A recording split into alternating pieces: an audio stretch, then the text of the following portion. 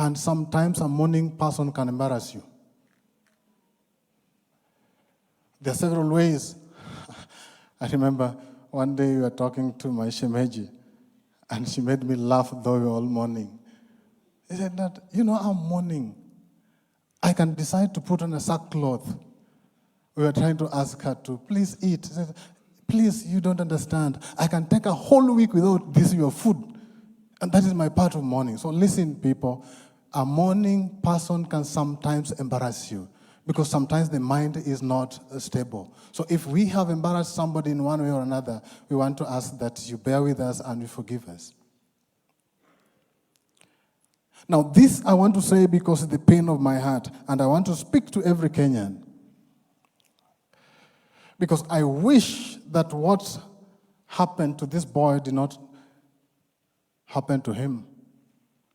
We have had stories of people being thrown in the rivers and they are found. But this one was not thrown in a river. This one was picked from the Father's hand.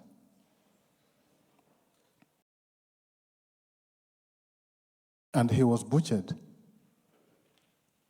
I'm praying to God, and I'm praying to every Kenyan who is listening. I pray to God that this may not happen to somebody else. I want to also, in the same breath, extend our sincere sympathy and condolence to the families. I know, just a week after Albert was brutally butchered, I saw with my own eyes a police officer shooting a gentleman who was just a mask seller. That pricked my heart a second time. I pray that this should not happen again in this country, our motherland, Kenya. I hope that those who are in the business of killing people may make this an end, even as we seek for justice. On the same breath, I want to say to the families of those who lost their lives as a result of joining our family in seeking justice. I know some were battered, some were beaten badly, some were killed.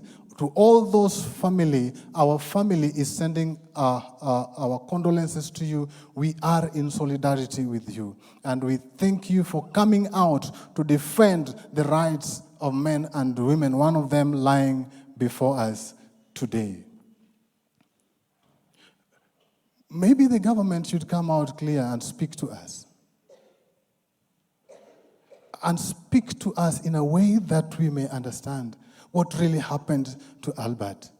Because there's truth somewhere. Somebody somewhere knows exactly what happened and who did what. We want to hear that clearly stated. We want to know. Right now, the matter is in court. Will it be like the stories we have had? Will it be like the stories we have had?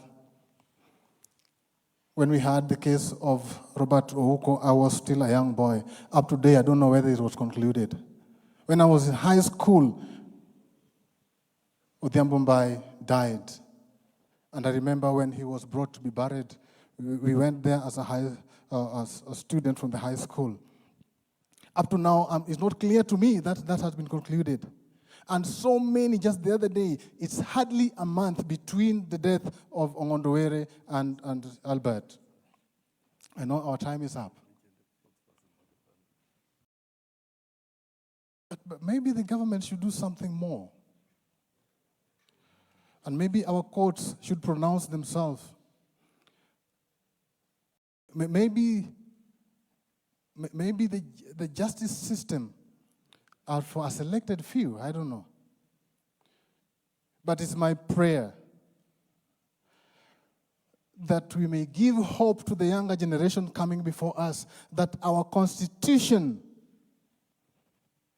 is what it means, a constitution that defends the life, as my brother said.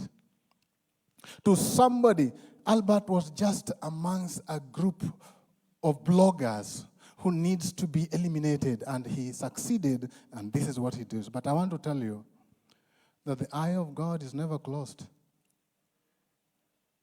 The eye of God is never closed. It's open. The justice of God is the truest justice that you'll ever find. But the good news is God has a power to forgive. I want to welcome my brother to say a word before we leave. But I say this again. Thank you to everyone who has come to mourn with us. May God bless you.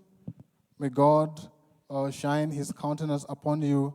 And the journey is still on. We are going to go home tomorrow, and we are going to have a burial on Friday. So because of time, I want to end at that point. I want to invite our able family lawyer to speak to some issues that needed to be aired before, because we know after the sermon, we may not have time to speak.